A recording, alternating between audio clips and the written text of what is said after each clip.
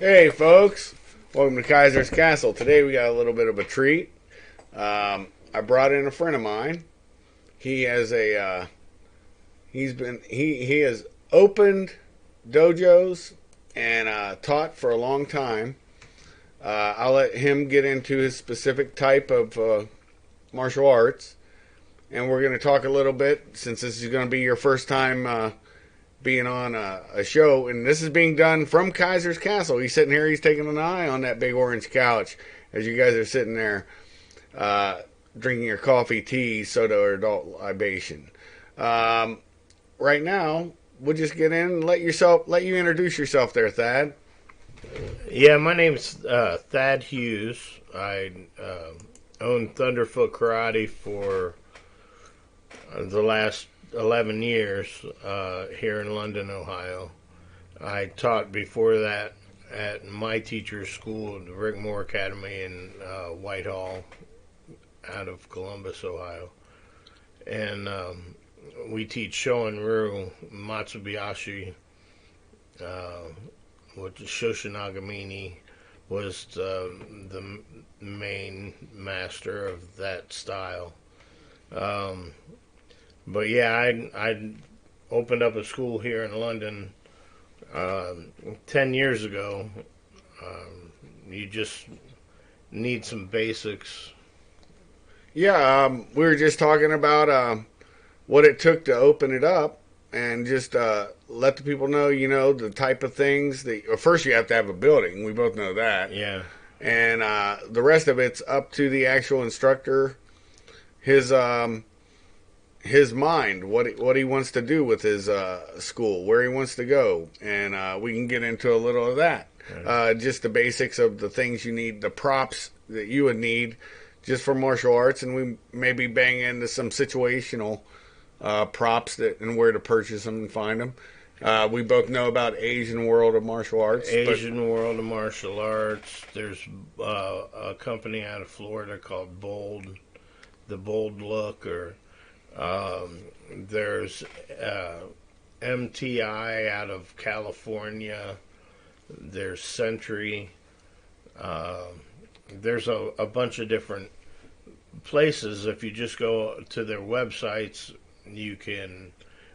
They have any kind of weapon you need, other than guns. Right? Yeah. Yeah. But yeah, they have everything. Yeah, it's really good. Century, I don't know if they still do or not, but I remember back when I was taking martial arts, Century had its own office in out on the east side of Columbus, if memory serves. Mm-hmm. And then there was a place on campus called Monkey's Retreat that also used to carry different gear. We're talking like bow staffs, nunchaku, if you needed any kind of sword work, whatever, it was there. Tonfas, all that stuff. Tonfa's just another word for the, police and government agencies, PR-24. It's basically the same thing.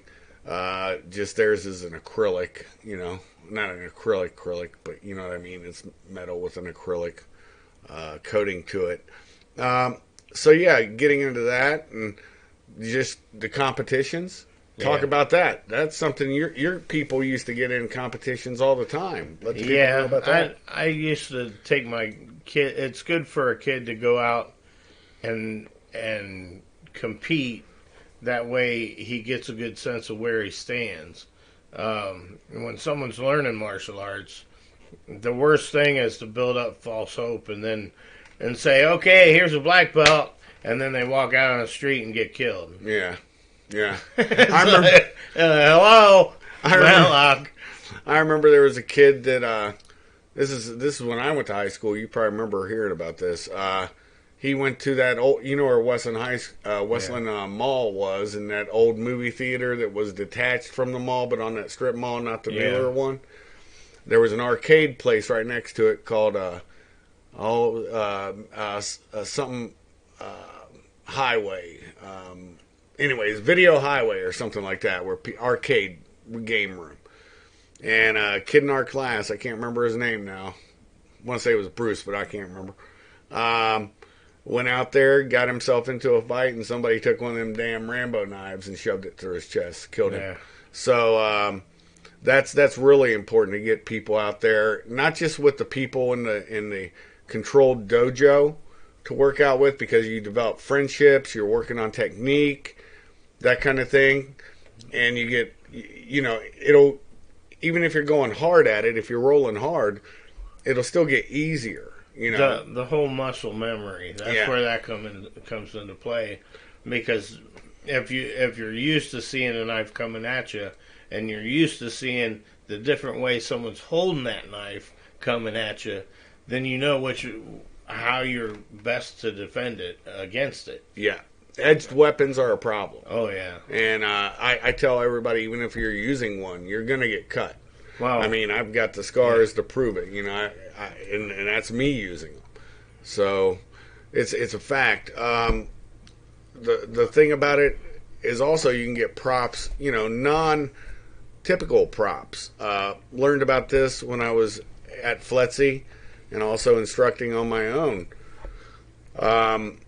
Non-conventional props could be anything, but these props, you can go to these artist supply houses for plays, if you understand what I mean, performance art places.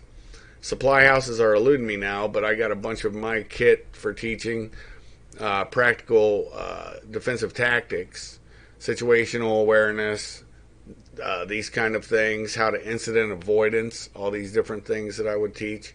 And then set up scenarios where you have a rubber crowbar, a rubber hammer, rubber tools, anything. They pretty much got a lot of stuff, all made of rubber. So you can put them in a position where somebody's nailing a fence, got a crowbar sitting on the fence. The fence exists, he exists. Just those two things are unreal. Yeah. They're not really going to kill anybody or hurt anybody badly. And then all of a sudden he has the choice to comply or to attack you with it. And that's one of the funny things about that. You can set up a situation, and then the person who's role-playing, and he's not going out of role, he does his thing. He can choose to do one or the other, and success will come on the part of the student on their handling. I had a women's self-defense course, and I had a prison guard who would come in, Ricky Hoosier.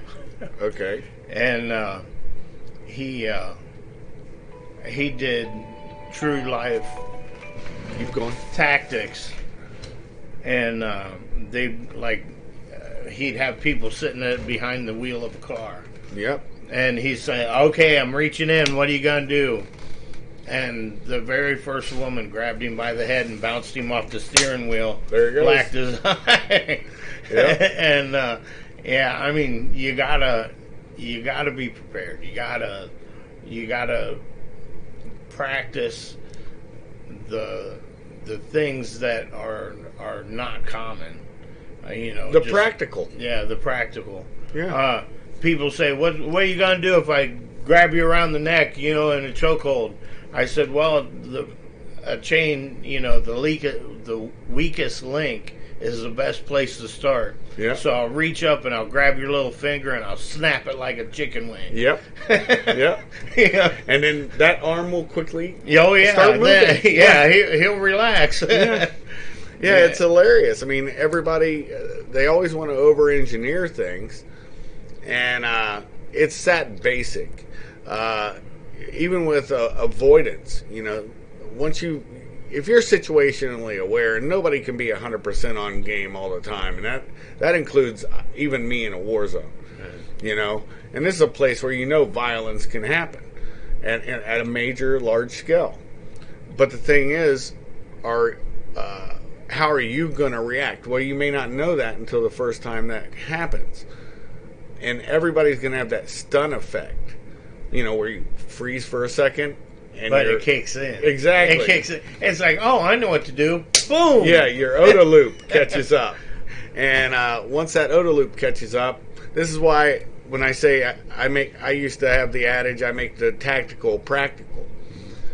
Even with if you're going to do gun training, they make rubber guns. You can find them. You have red guns, blue guns. Sentry. They have them everywhere. There's a place in Columbus on North High Street, and the Central Martial Arts Supply. They have all the practical police guns, everything you can look for, and the girl whose mom owns that place is also one of the best swordsmen in Ohio. Female on the female side, yeah. Boy, she's really good. Oh yeah, like a Cynthia Rothrock. I'm imagining. God. She was a little badass. I remember her back in the day. We're going back to the 80s now, back to Bill Superfoot. Well, I've met Bill. Yeah. I've met Bill. Cynthia goes out to this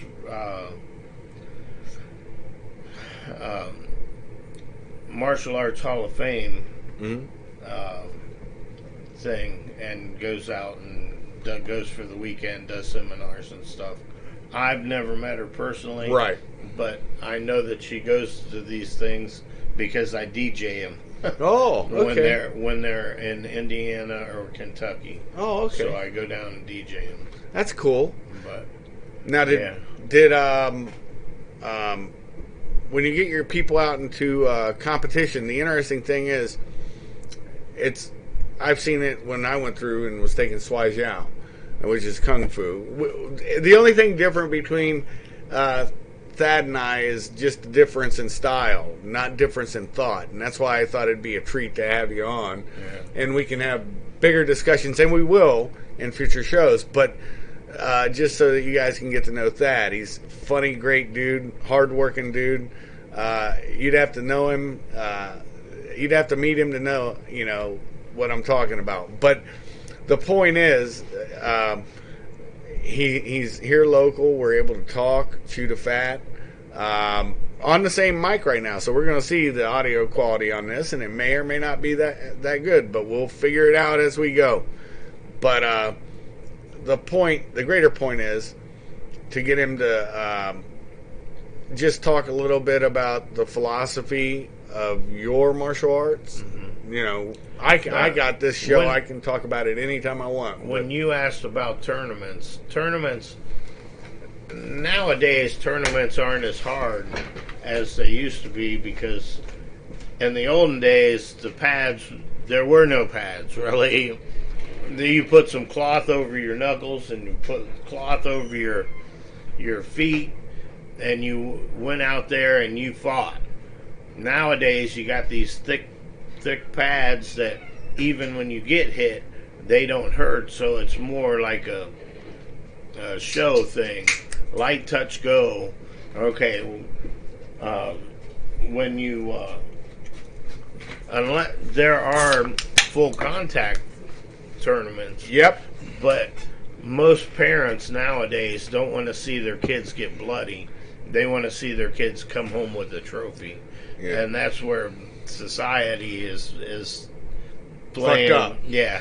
They want bubble wrap kids. Oh, yeah. See, that's the whole thing, but even adults, though. It's a sport. Your kid's going to get hurt and he's going to get bloody. And if he doesn't get hurt and doesn't get bloody, he's not going to the right place. Right. Because he's not going to learn how to do it. How to defend himself. Yeah. Because in the end, it's muscle memory. It's muscle memory and the memory of what was the first time it felt like when you got punched in the face. Oh, yeah. What was it like first time you fell off a bike? I'm a real passive person, but when someone puts their hands on me or comes at me, that's when I go off. Oh, yeah. Oh, yeah. It's like, okay. Game just changed. Yeah. Yeah. But the way my philosophy of it is give them all the knowledge you've got. That's your job as an instructor. Oh, yeah. And their job is to take all the knowledge that you've gained and mine it from you and ask you questions. If somebody asks me a question, and let's say I don't know the answer right now, I'll find it out for them. Oh, because yeah. I'm as fallible as anybody. Yeah. I could have forgotten something.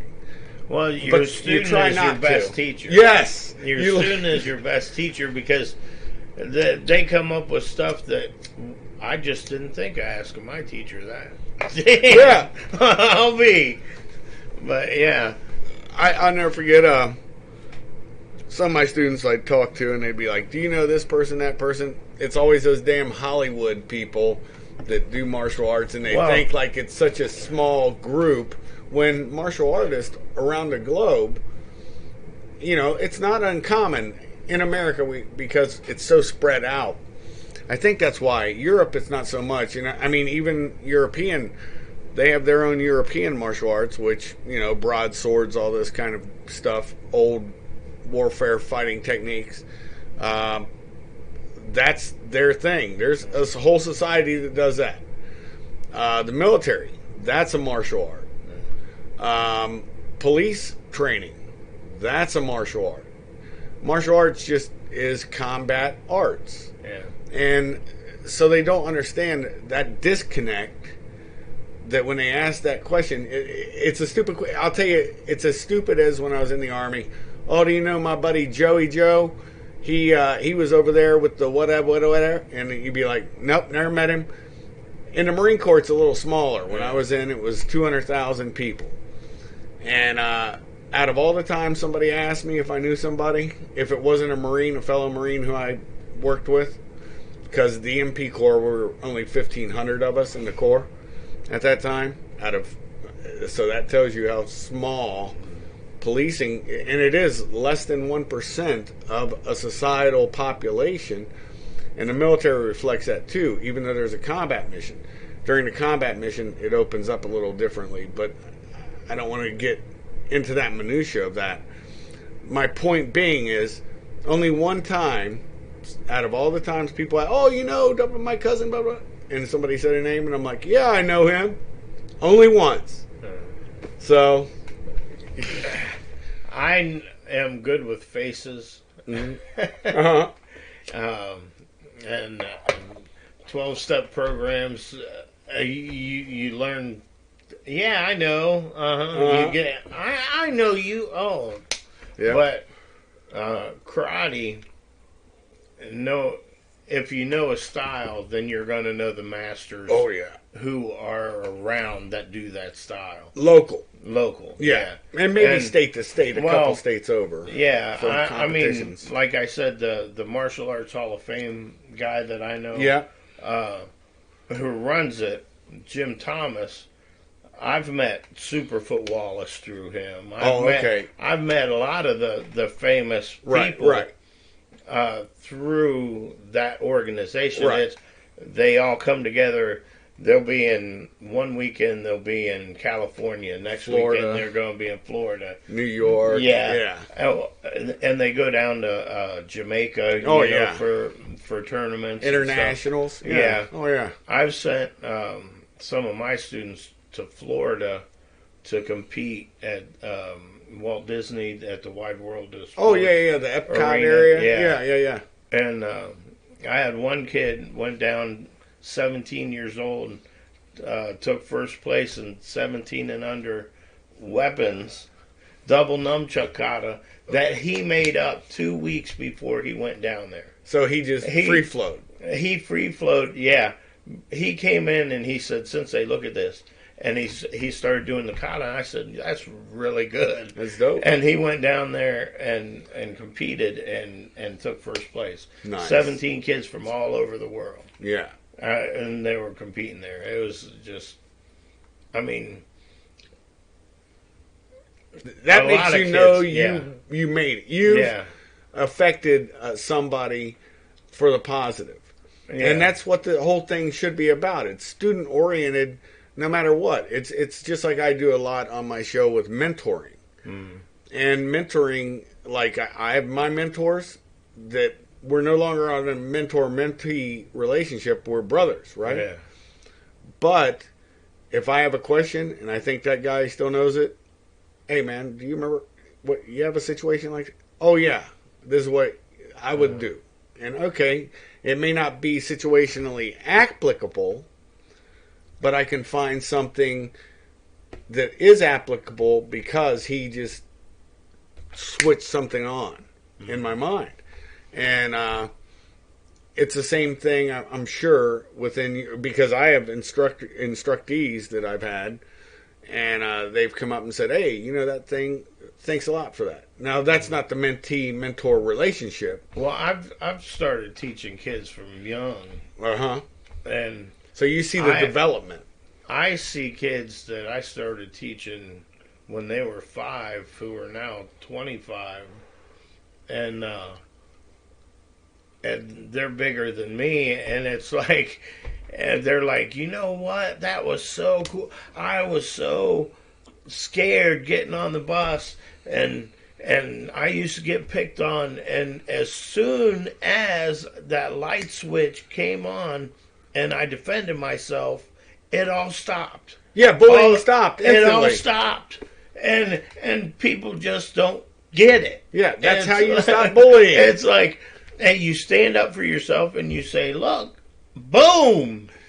And the one kid is like the best football player in London, you know, and he's 3 times as big as all these kids. Right. And his dad, within 1 week of being in karate, his dad came to me and said, well, he got suspended, but he was on the bus and this kid hit him in the back of the head, and the camera caught it like 3 times that he hit him in the head, and he turned around and grabbed him and lifted him up and told him that they were getting off the bus, and he threw him off the bus and took care of it then, and never a problem ever since. Right. I mean, he stood up for himself, and now those kids wouldn't even look at this kid like, tried to dick around with him. Oh no! Right. I think everybody in their life, just as kids, have been a bully or been bullied. Oh. I just think that that's the way it is. I mean, I've seen bullies get bullied after they were bullying. Parents are leery about letting their kids get hurt, and when they come to the dojo, and I say, okay, let's put on the gear, we're going to fight, they get scared because they're like, I don't want my kid to get hurt. Well, you got all And the it's like, unless your kid gets in the confrontation, he's not going to know what to do or expect. First, you have to understand how funny that is just for them to say that. His dojo has pads on the walls, pads on the floors. Yeah. The fall mats are double thickness. The kids, if they're actually interacting with each other, and this is the adults too that roll in your gym, you know that. I mean, we've all rolled in there. But the thing is, the interesting thing is, there's helmets in there, you know, like red man helmets, components for the arms, for the legs. These things exist in there. So it is almost a bubble wrap kind of existence. It is.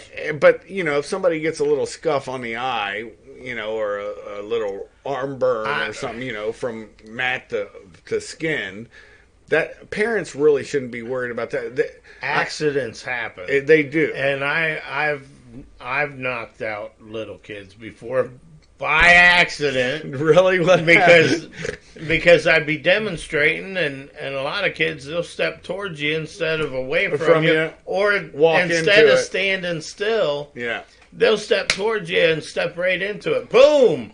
Oh, there goes little Johnny's nose. Oh, I'm sorry. You know, the parents are going, oh my gosh. I said, did you see what happened? Yeah, I saw him do that. Yeah. You know? Yeah. And that's why they got to sign that paper right Yeah, up front. right up front. It's just accidents happen. It's a contact sport. Yeah. And, you know, blood does happen. It does. But I had a girl who started with me when she was 5, and she got her black belt when she was like 12. Really? And we were sparring one day, and I spun around with a spinning back fist and hit her. Oh, and ouch. she stepped towards it. Yeah. And knocked her clean out. Yeah. Her mom was sitting there, and when we woke her up, it was like, oh no. She was like, it felt like my head just boom. You know? Oh, what happens. Control the head, the body But- will follow. But if you see this girl nowadays, no one will. Touch, Nobody will try for her. I mean, Yeah. I'll let her fight guys. Right, right. Grown men. I Right. let her fight grown men, Yeah, and she's tough. yeah. But they gotta learn that it's not. If you're gonna come in there and cry about getting hit, then you're doing the wrong sport. Yeah. You're doing the wrong thing. I'll tell you what, a lot of people talk a lot of smack, but I know one thing, man. I was fortunate to be stationed in Japan and Korea and a few other places, Philippines, Thailand, and I'll tell you one of the. Well, I can't tell you completely about the funniest, but the second funniest incident that I physically witnessed with my own eyes was this bar whore who didn't think this Marine paid enough for what he got from her, and she proceeded to, first she's yipping at him, and then all of a sudden out comes that martial artist in her ass, and she's putting the fuck down on him with the fucking her feet and her hands. And this Marine, he was a pin slap Marine. He wasn't that big. He wasn't massive, right? But the funniest part was the Korean police, the KPs, came walking over. No, that's Japanese police. I try to remember their name, what they're called. Anyways, comes walking over there, and she starts going off on the cop too, because we couldn't, it's foreign national, so we couldn't really deal with her. We had to deal with the Marine, and try to get him away from her, which we were able to do with his complete happiness. This dude was toxic women. Yeah, that I've been with. But this one was just hilarious, man, because she still wanted more, and we're like, nope, we're covered. We were taking some of that brunt, but that Korean cop comes over, man, and she turned her attention fully to him and had no problem whipping his ass, and he was whipping on her too. But it's just some funny shit. It's all good in the hood, brother. Like I said, we can get into other stories. We still got another, what? You got to be out of here by 1 o'clock? Yeah. It's 12:49? Yep. How long you think it'll take you to get to where you need to go? Oh, 5 minutes? 15. 15? Ooh. Oh, you might be late, brother. Oh no, I gotta be. 12:49. Oh no, I'm good at 1. You're good at 1. You got to I'm leave. good. Okay, cool. Just want to make sure. Didn't want you to get time bit by me. With that being said, man, we all have funny ass stories, and we'll get into those in future programs. But if you asked earlier about opening a dojo, Yeah. the basic things you're gonna need is someone who's good with kids. If your kids are going to be your money maker, unless you have, it's in a public spot where people see you with other adults. Small towns, it's hard to get going. Yeah, you had that massive one that was in a perfect spot. Yeah, and it's a small town, and Yeah. Some months you'll have 5 or 10, and some months you'll have 30. Yeah. But you basically need to make sure you get insurance. Yeah. There's a place, E-Insurance, out of Georgia, I think. But they were the best I had, like $465 A year. Yeah. and that was like $2 million worth of coverage. Yeah. Liability. So yeah. But you need to make sure you got that. Then you got what you're making there. Yeah.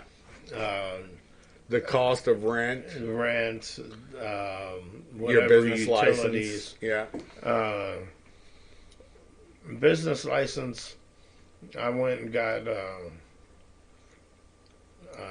I just went To the town and purchased their little license for operating the business. LLC. Yeah, that's the national. Yeah, the LLC, Limited Liability Corporation. That. Yeah. Yeah, I did that out of Columbus. Yep. That's always important too, to have all those legal ducks in a row. Liability is the major one. The liability, you need to have it in writing. They sign Yeah. when they start, because accidents happen. Yeah. Someone will be working with a weapon and you'll poke an eye out, or you're hitting It could. somebody. They could. Yeah. And who's getting stuck for that? You, Yeah. because you're the instructor. Yeah. You're liable, and that's why, like, I enjoy when an instructor takes on masses of people. Mm-hmm. I'll only do that with adults, just because of that fact. You know, an adult clearly understands when I say don't move. I'm about to demonstrate something. Yeah. Don't move. If I say mild resistance, they understand mild resistance. And then as I say, okay, now you've got the hang of it, now give a little more resistance, a little more resistance, and keep building it up. It's crawl, walk, run. The basic belief that I was brought up in martial arts. You got to learn to crawl before you can walk, and then you can run. Yeah. And once you run, we're going to do some sprints every once in a while. And that philosophy's held me in good stead with all my instructees. But the major thing, though, is to get your people thinking. Because thinking under stress is what you're going to be doing in a martial situation. And the art of it comes from the mind. You know, violence is only 1% physical. Yeah. It's 99% mental. Yeah. And you have to know how far you will go to protect yourself, you know, because in the end, you have to realize the value of your life should be always paramount to the value of that other person who just came to you with it, and you defend yourself with everything. I was always told to have 5 moves planned. Ahead, yeah. So it's like, yeah. and learning how to defend that first move is what karate is all about. Yeah. Once you defend that first move, then the other 5 moves you've already done on a bag mentally. or on somebody else. Yeah. So. Yeah, do you remember they used to have the, well, I don't know if you guys had them, but they had the wooden training dummies. Wing Chun. Yeah, Wing Chun. The Wing Chun dummy. Yeah. And they also had they're like a cloth dummy for weapons work. The best arm training I did was at my teacher's school, and we taught Shoin-ryu, which is a sister style to Shotokan. Right. But there was a Shotokan master who moved from South Africa to Columbus. Okay. And was training there. And this dude was as big as a tree. Right. And you'd get up there and start doing arm training. Right. You know, just to desensitize your arm. And every time he hit you, it's like your arm just went numb. Yeah. It was like, but that's how you train. Yeah. That's how you got to do it. Well, just like a Manowara bag. Yeah. The punching bag. Oh, yeah. You hit it. The flat one, your knuckles become just raw. Well, callous. Yeah. One big callus. And your palms, well, because of Kung Fu, it's a lot of open hand. But we would also put sand in one of the bags. Then you'd go up to like pea gravel, the rounded type of gravel, to the heavy, and we're talking those big, heavy canvas bags, if you remember that. I think I gave you a Manowara bag once. But you would have those 3 sources, and you would work through each one, and then you'd move to the other, and that was like your warm-up, just to get your hands, the blood flowing. Yeah. And you have to be very cognizant of anything that might... you can inflict damage upon yourself, too, now. And... So, you know, that's something... Learning how to hit somebody is difficult. Well, I was teaching kids how to break boards at 5 years old. Right. You know, they'd go out there and they'd break boards. And then, you know, I had one girl, she was like 8, and she was like I want to break a brick. I'm like, you want to break a brick? And she signed the paper. Her parents signed the paper. Her parents were good with it? And her parents let her do it, and she broke the brick. Nice. I mean, my son was doing it at talent shows in school. Right. You know, when he was in 5th grade, it was like, yeah. And people are like, oh, it's made up. Well, you break that brick. Yeah. Without knowing. Yeah, you break that brick. And if you hit somebody the wrong way, you're going to really screw your hand up. Yeah. Or break your... I've known people break their wrist before. Yeah. You know, all that force has to go somewhere. Yeah. And that's another thing, you know. Well, the physics of the whole breaking boards and breaking bricks is the speed and the power of your hand coming down. By the time you think about it, you've already went through it. So the physics just boom, and then the adrenaline hits you. And you're like, I want to do 2. I want to do 3. Yeah. It's like, okay. Let's not do that right now. We'll do that another day. Yeah, they daggone, that's one thing that was always put is to envision your opponent and then through them. Go past them. Yes. Yeah, go about 6 inches past their head. Yeah. And that's where you want to hit them. Yeah. Yeah. And watch their movement, because if they're moving left, right, you can lead them just like if you were using a firearm. Yeah. The neat thing about it, we're gonna have to wrap this up. Final words, I guess, on my end will be some of these supply stores folks also train with those red or blue rifles and shotguns, because those are a reality out there. We'll get into some of this on the esoteric, and I guess maybe one day we'll get together and maybe take some photos so we can actually do a slideshow and show people exactly what we're talking about. That'd be interesting. But since we're local, this can be a weekly thing if you want, my brother. Yeah.